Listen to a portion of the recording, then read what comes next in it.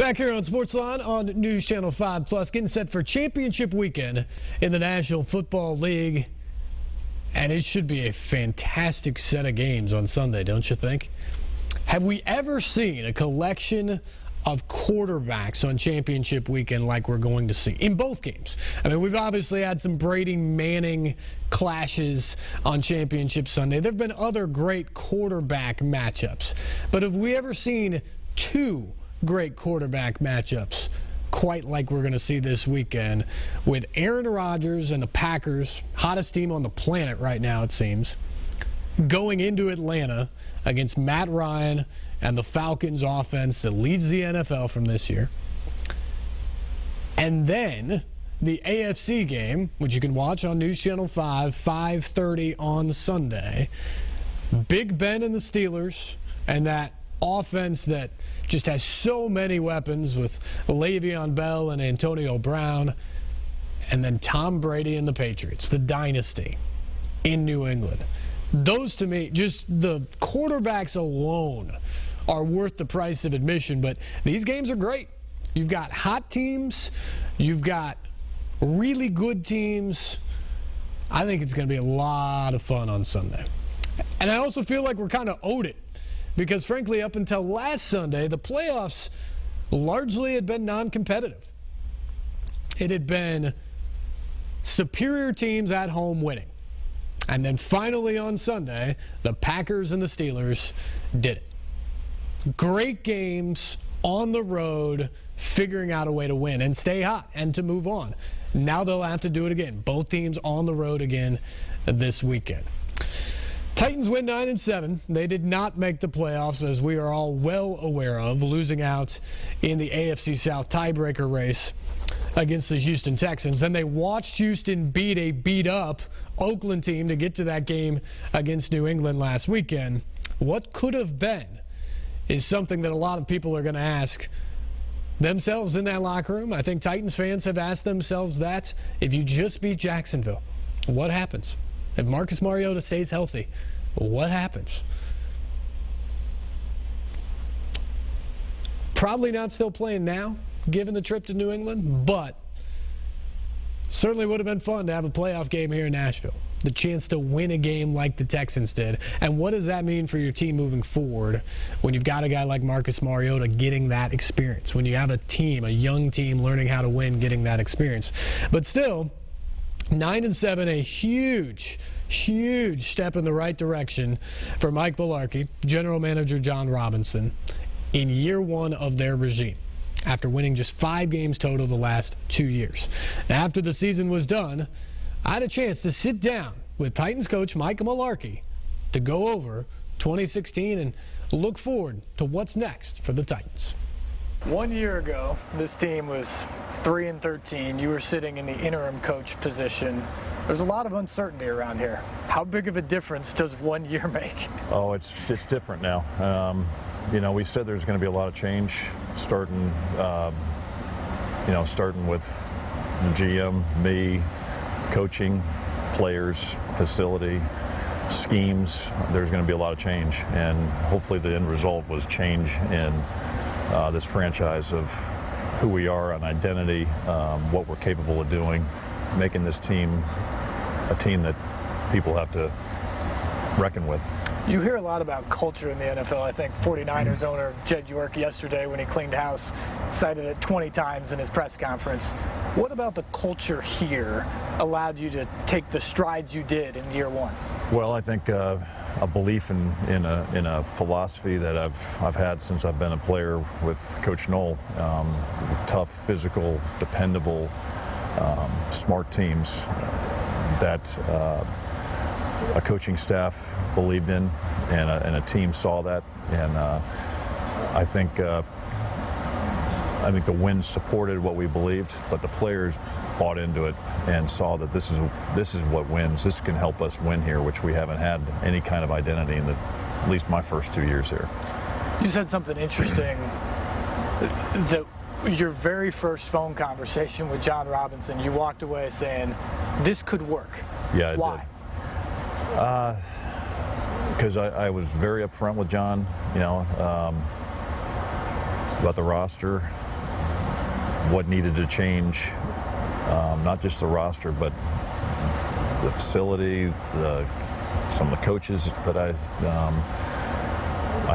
was working with the prior year, just the number of things, and then we started talking about philosophy and what we thought worked, and it came down to the physically. We want to pound people. We want to be a physical football team. We want people to come in to our stadium and dread it, and it's all nice when you hear the words talk about it, but then to see it come to life was what we both wanted.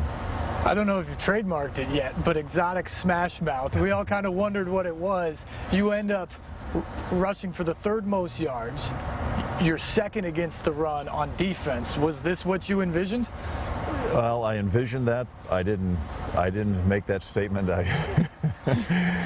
Somebody made that in Pittsburgh when I was there. We had a bunch of skill guys that could do more than their job, they're former quarterbacks, and we ran some trick plays. We ran a lot more trick plays than we did here. The smash mouth part, I'll take that any day. I have a lot of pride in being a physical team, and you got to be able to run the ball. You can't talk about it. You can't come up with terms like smash mouth and not be able to run it and not be able to stop it. DeMarco Murray comes in, leads the AFC in rushing. Rashard Matthews comes in, catches 9 touchdown passes. How did key veteran additions like that help you get to where you wanted to be? Oh, it helped, because they have to too buy into what we're preaching, and Ben Jones to come in, Rashad Johnson to come in. We had guys that played key roles in this team's turnaround, and if we can continue to do that and find those guys, that's going to make us even better next year. But they played key roles in this team and changing the culture here. Is DeMarco Murray kind of the consummate professional? You see the production on the field, but it seems like he's just the guy that just goes to work every day. He's very demanding of himself, but he also is very demanding on his teammates. He wants to win. I think I said it earlier that I've never been around a guy maybe as wants to win as bad, other than myself, than him. And it's so important to him because that's what he's built. That's the way he is, and I love that about him. He's a really, really bad loser. He's a bad loser, and the more you can have of those guys, the better we're going to be. He's one of 5 guys that was selected to the Pro Bowl from this team. What's that say about the direction you're going, that you get that recognition? Well, it's a team recognition when you get players selected to go to the Pro Bowl. That means you're doing something right. I've been on those teams where we've had a lot of Pro Bowl players, but we're also winning on the field. And I think, and I've been on teams when we weren't, and we had some guys deserving to go, and because of our record, they didn't get a chance to go. And I think that showed that we are going in the right direction. This team is, and we've got the players that'll continue to help us do that. Another one of those guys is Taylor Lewan, along with Jack Conklin. They were one of the best, if not the best, tackle tandem in the NFL this year. How good do you all of a sudden feel about this offensive line moving forward with those guys? I feel very good about our offensive line. You talk about improvement of where we were giving up the most sacks the year before. Being 25th in rushing from 25th to 3rd. Our red zone efficiency, our third down, a lot of that goes with our offensive line, their play. And those 2 tackles played very well for us all year.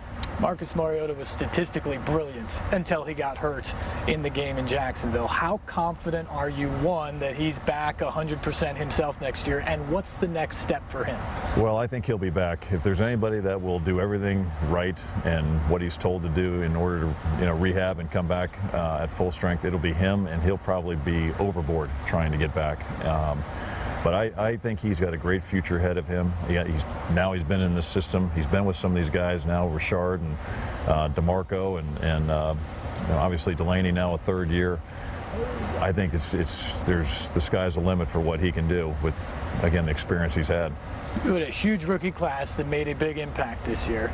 You have an opportunity again in free agency and the draft to do something similar. How much more can you change over this roster in year 2?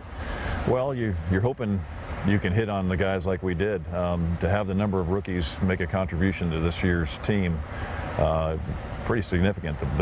I mean, we're in the tops of the league as far as play time for rookies. And then again, we're about to sit down, look at free agency and everything that goes with that. Hopefully we can hit like we did last year, but John has been on top of that for a long time now, getting ready for it. If there was a concern, it's probably the numbers against the pass, especially in the secondary on defense.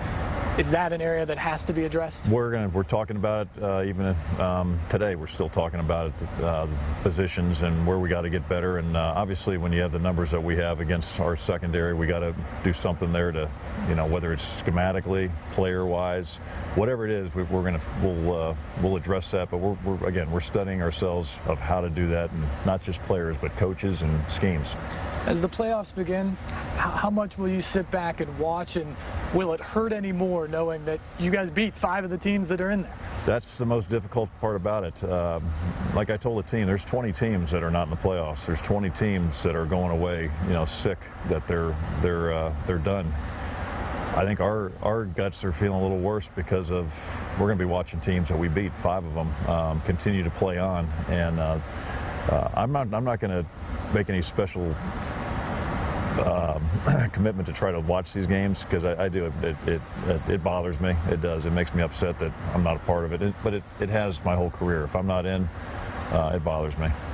Lastly, in the locker room, when guys were cleaning out their lockers, it seemed like there was a real hope and a belief moving forward that hadn't been here the last few years. What tangible, though, is there from 9-7 and not in the playoffs where you want to be moving forward? Because it is a new team. What tangibly moves on? Well, again, I told them that at the year-end meeting, you look at the Raiders, you look at the Falcons, there's some teams that, again, were right where we were last year, right around that same record, that didn't get in, and now they're in, and the Falcons are in with a bye. So there's good examples of, if we can just take it to the next level, we should be there next year. I mean, we have expectations, and as much as anybody.